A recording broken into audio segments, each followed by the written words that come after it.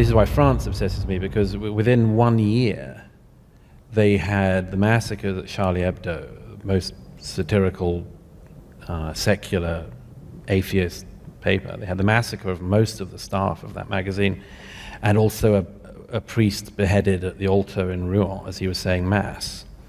If that extremity of things can happen in a culture in quite a short space of time, that is the sort of thing that would return you to the fundamental questions. And as I say, one of the fundamental questions all the time is what we have the sort of natural default position of humankind, or is it a pretty unusual thing caused by quite unusual factors? And I, at any rate, take the second view, and therefore think that from the secular tradition and others, you've got to be aware of it, at the very least, to make sure you don't piss it away. Worldwide, Islam might be the single most, have the single most dangerous ideas and be the greatest risk worldwide, but that doesn't mean it's the greatest risk in the United States or in Texas or in Austin. Sure. Quite a number of colleagues and friends have been shot at in recent years for blaspheming Islam, and that's in 21st century Europe, and it's something which I, at any rate, and a number of other people refuse to shut up about, because we think it's intolerable that should be the situation. And the oddity of that is to think that Sam Harris, the West Coast yoga-doing, meditating liberal. Welcome to a captivating episode featuring a dialogue between Douglas Murray and Matt Dillahunty, where we unravel the complexities of modern discourse. In a world where labels like liberal and conservative often hinder genuine understanding, we challenge the echo chambers of social media and question whether we're truly listening or merely labeling, explore the rise of fringe beliefs and the resurgence of ancient practices, and the threats posed by Islam in the modern era, highlighting our drift from reason. Are we on the brink of a cultural renaissance or a descent into meaninglessness? Join us as we delve into the spiritual void, examining emerging ideologies and the enduring quest for meaning. Together, let's navigate this intricate landscape, questioning the essence of our beliefs and identities in an ever-evolving world. We had a brief discussion about labels, about how do I, is this the British neoconservative intellectual talking head proponent of a think tank who's has his thoughts on Islam and immigration and all this, and you know, is an author of 4 books, soon to be 5, I think. Yeah.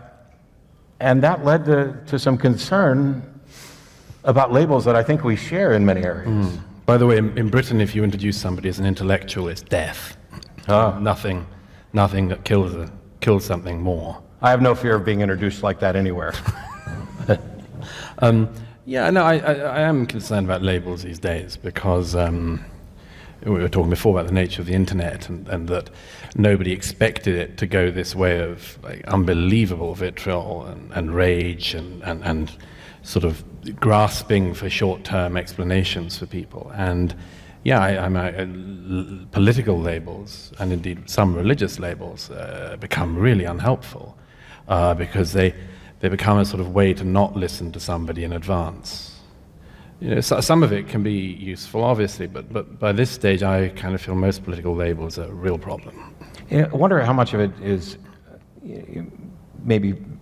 I don't necessarily want to label people as excessively lazy or frustrated, but I think that has to be a part of it, where everything is a label. Every word we use is a label for some concept, and so we use this to communicate, and we're generally pretty good at it in the sense that we're not falling apart at the roots of civilization. We're able to, you understand me, I understand you, even though I don't have that particular accent.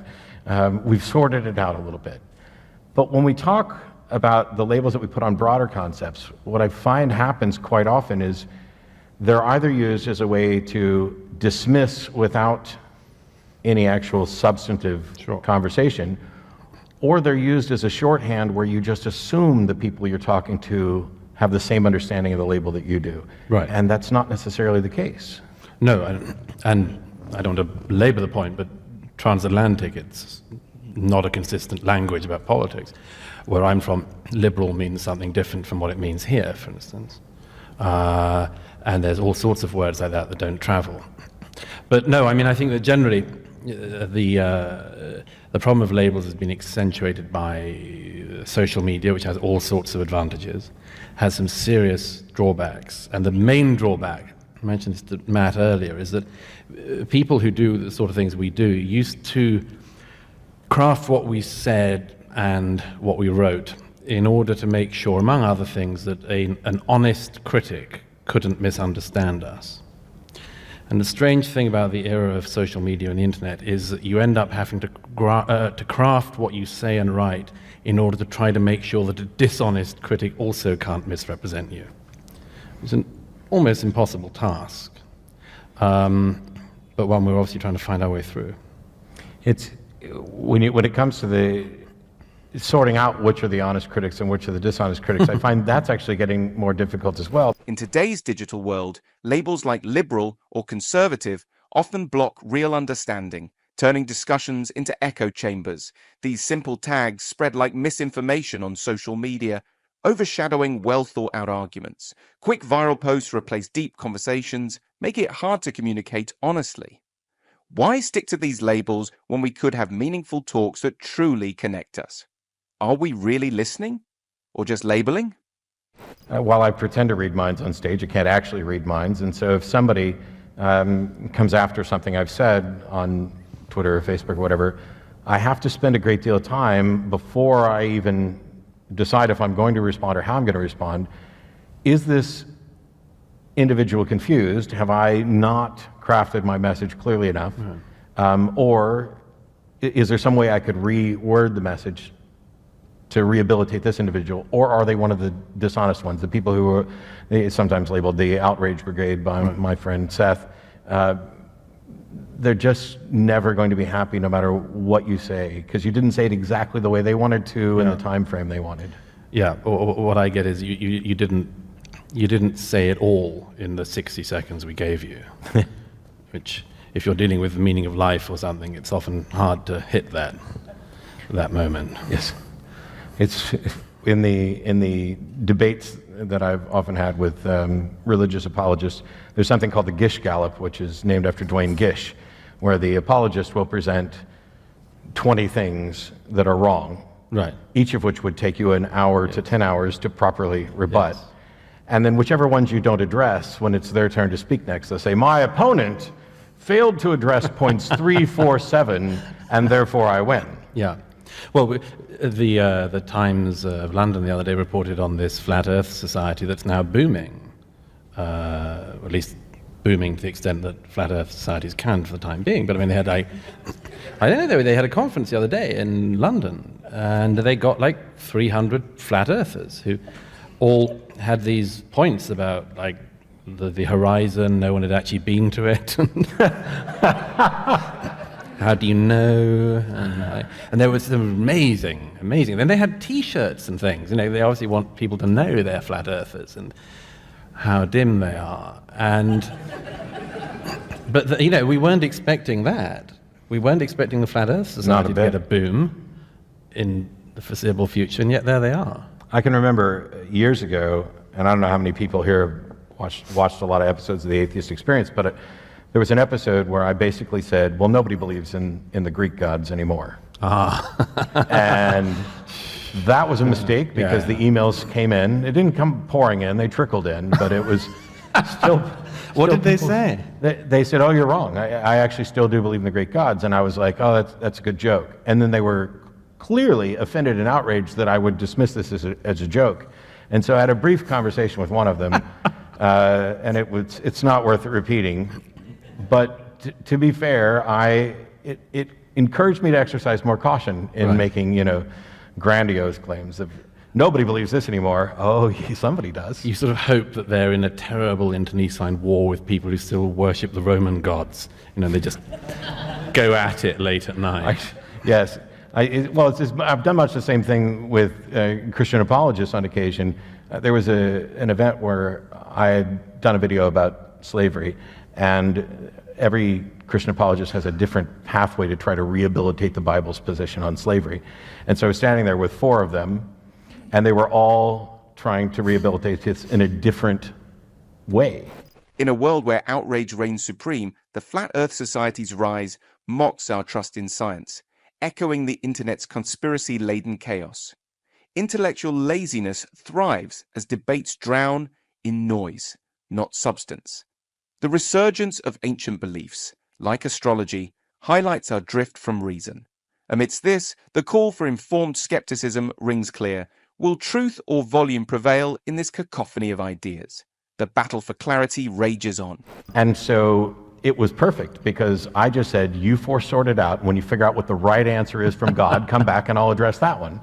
Because until you do, I don't see any reason to address 4 different answers from God. Why hasn't he cleared this up already? Yeah.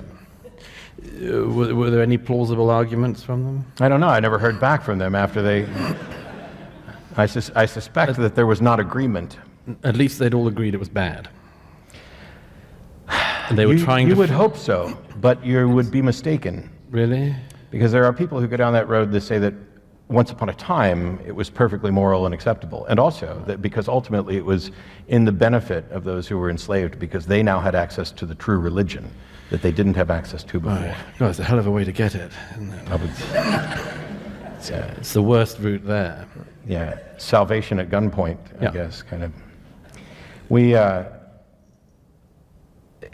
There's one question that I was asked to ask you, so I might get that out of the way because it might tie into a few things.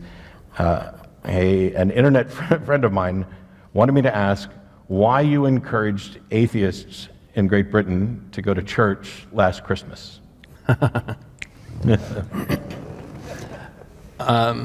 Good question. We go straight into the deeps.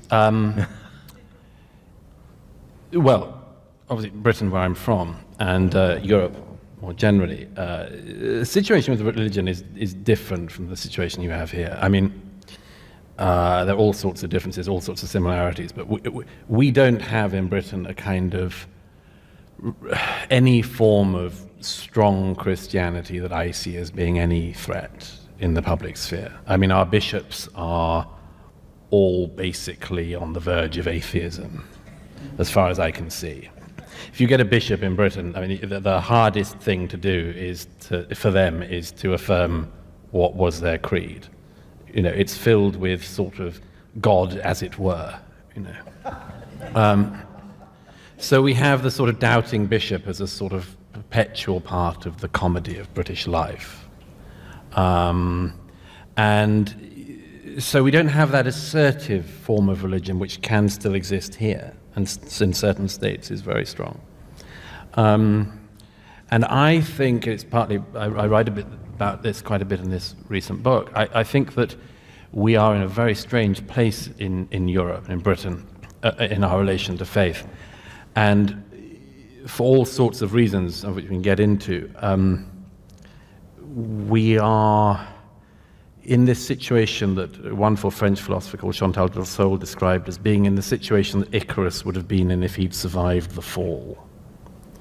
That is that by the time that the Cold War finishes in Europe, we've dreamed all of these religious dreams and they've all crashed. We've dreamed all of these political dreams, including 2 big ones in the 20th century that turned out to be global nightmares. So that by the time the last of those falls, we are on the ground, wounded, burnt, singed, badly bruised. Will we rediscover our cultural roots or plunge into a new dark age of meaninglessness? The church bells toll, but who's listening? We're left in a post-belief wasteland, our God-shaped hole gaping wider than ever. So why not send atheists to church? It's not conversion we're after, but conversation. A chance to poke at the corpse of our cultural faith and see if it twitches. With this big question that then comes up, which is, what do we do? And again, I mean, this doesn't apply in quite the same way in this country as I see it. Which I think may be one of the reasons why this kind of question goes up, but I want to let you get through it. But I suppose one of the things I feel, and I know a lot of people now in Europe from the political left, right, center ground, atheists, non-atheists, and so on, who are starting to worry. And I suppose the worry, for me, condenses into this, which is the increasing fear that the Enlightenment didn't go very deep or very wide or very far, and that it turns out not to be cherished by all that many people, and that what might come down the road might be so much worse. I put it no stronger for now than the nervousness. And since this is a situation we're in, I mean, I'm an atheist, I have been for many years. I don't believe in the literal claims of the Bible or anything else. But I do recognize something which in Europe, at any rate, I see and I'm concerned about, which is what I regard as a vacuum. And one of the only interim answers I've been able to put forward is to say, we can accept the fact that we're atheists, we can accept the fact that we don't believe in literal truth and so on, and yet have to find a way to remind ourselves and each other of how we got to where we are. Because there's a whole set of things which I and others start to worry about.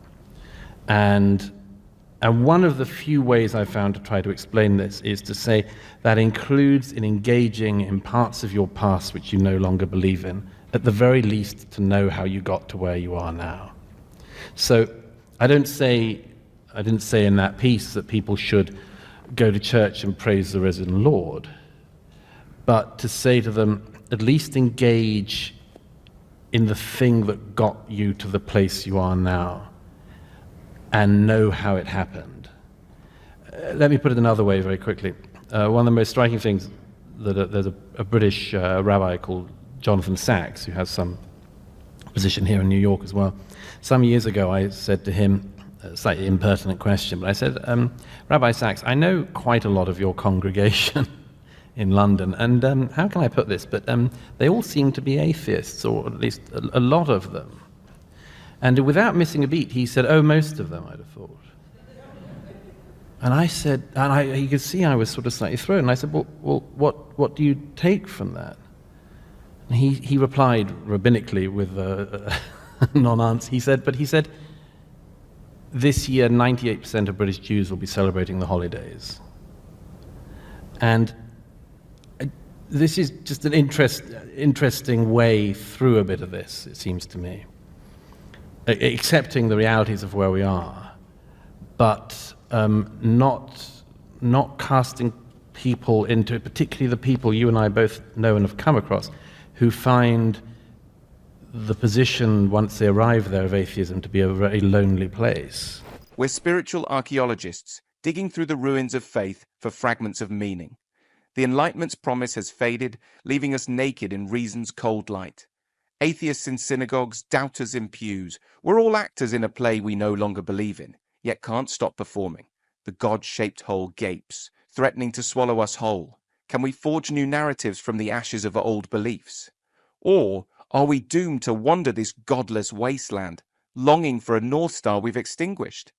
And I just, as I say, it's not an answer to the whole thing, but as an interim thing, to say at least remain engaged in all of this idea and all of this past. Engage with it. I think I might understand what some of the confusion and concern is, and I suspected some of this is differences on either side of the pond. And for me, not having grown up in Britain, suffocated by Church of England, and its largely atheistic irrelevancy, I find it strange that you're talking to a rabbi who says that 98% of Jews are going to be celebrating the holidays. I'm assuming he's talking about Christmas.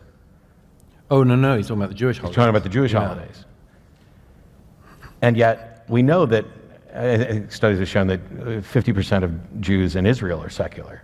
Sure. And Reform Judaism doesn't require any belief in God. So sure. we often make a mistake of talking about religion as if it's one thing. Yeah, absolutely. That's absolutely false, because Judaism, even in its varieties, is already very different. The Reform Judaism doesn't require a belief in a God, and so you get a rabbi that's not surprised that his congregation is largely atheist, and then you get conservative and Hasidic Jews that I doubt very many of those are atheists, and then you have the various varieties of Christianity, and one of the questions that's come up quite often is, why is the view of religion in the UK so much different from the way it is in the States? And I've often heard it put forward that This is an issue of a free market, where in the UK, because you have a state religion, there was no competition to draw people in. And the United States, we had freedom of religion, and so they're in competition to market. Yes, I mean, let me give an example of that. Everybody in the UK lives technically in a parish, and that means that the priest in that parish could, even if you were a non-believer, be responsible for your spiritual well-being, for your funeral, for instance. Now, of course, that doesn't mean that everyone automatically gets a Church of England funeral, but it means that the default position is that the state church would be there. Whereas I think if you were a Catholic, for instance, if you were an atheist and you died, your local Catholic church would not stake any claim for your religious rights. So there is yes, it has done something strange like that. The other thing is just that, who knows, it's just a lot more advanced in Europe, for good and ill, but that they say that, well, the southern Mediterranean states, Italy, Catholic Church is very strong still, Spain, very strong. So, you have to draw up these distinctions within it. But basically in the Protestant parts of Europe, there's very little. They some time ago, I think, became basically the Green Party at prayer. They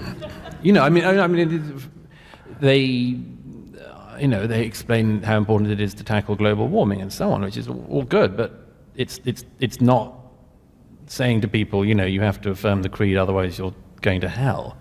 I heard good things about Spain in the last few years, pulling away from the church and instituting a far more secular government, to the point where I joked that if my country became a theocracy, I'd go to Spain, because at least I had 2 years of high school Spanish, which sets me up better. The UK's state religion plays the role of an apathetic landlord, claiming souls by default rather than devotion. Across the pond, beliefs duke it out in a theological thunderdome.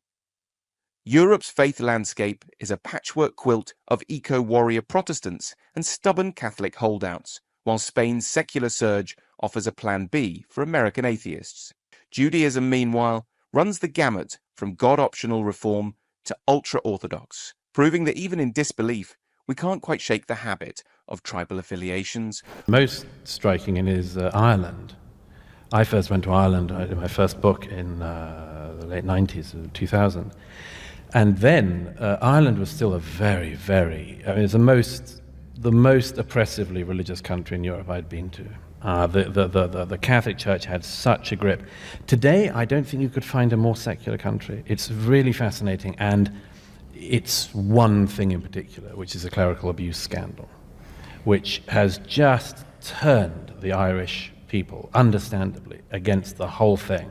And, to the extent that a bishop now stands up and makes a moral pronouncement, and the Irish public want to do the opposite. In fact, the Catholic Church, I can't remember what was in the abortion debate or the gay marriage. Yes, they sat out the gay marriage debate, basically, because they knew that if they came out against, the public vote in the referendum would be even bigger for gay marriage.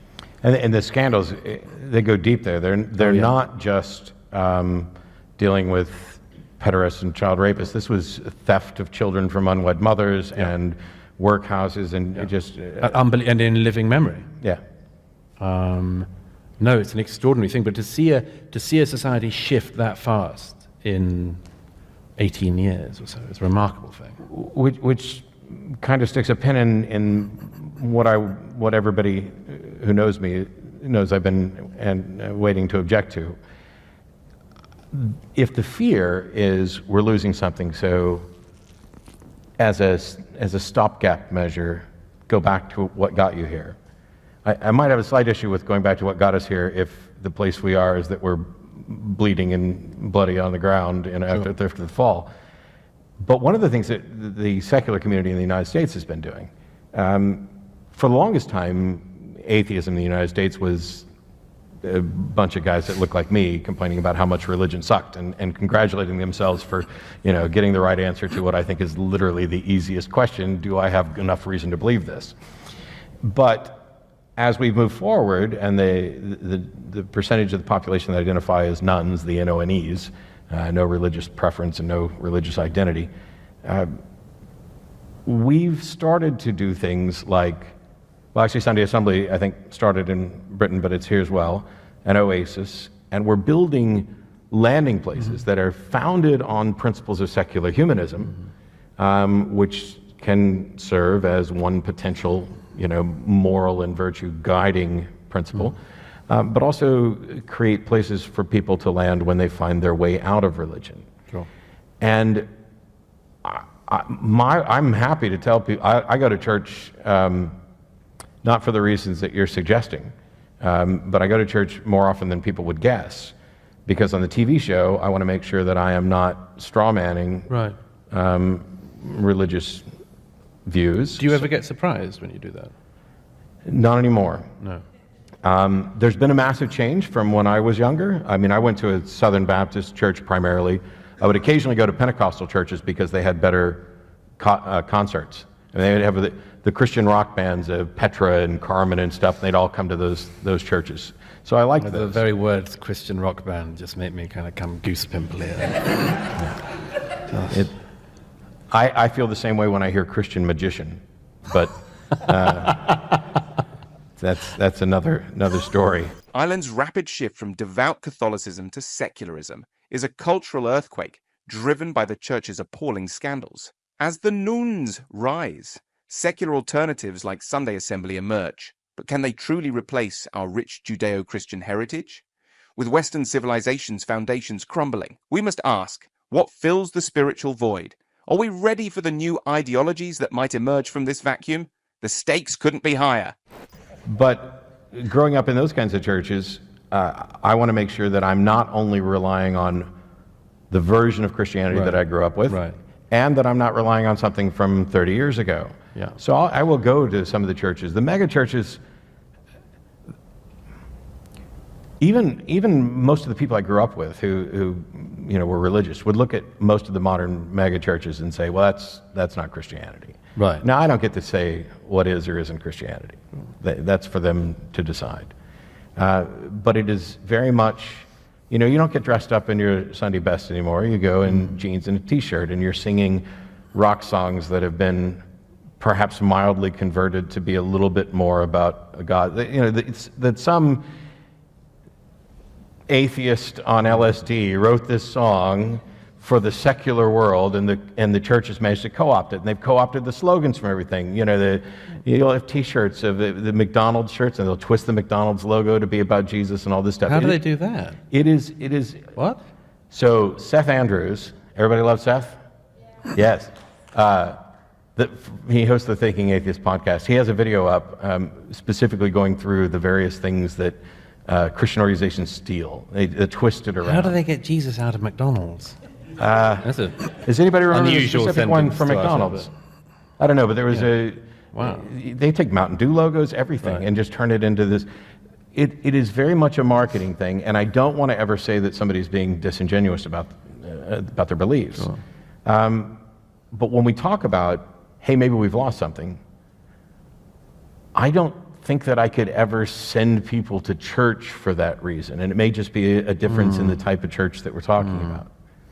Yeah, it may be. I mean, as I said, I don't want to overemphasize it, but I mean, there are tiny, tiny pockets where what I'm saying is not the case. The island in the Outer Hebrides that my father comes from, there are about 30 different sects of Presbyterianism, within about a square mile of each other, and they're a bit watered down, but not that much. But otherwise, you as I say, it's fascinating to me because I've been doing this for 20 years or so, and I've just noticed that the entire discussion on ethics, for instance, if you go to the BBC or something, you have a discussion on ethics. 15 years ago, you'd always have a bishop, purple robe, big cross, and so on.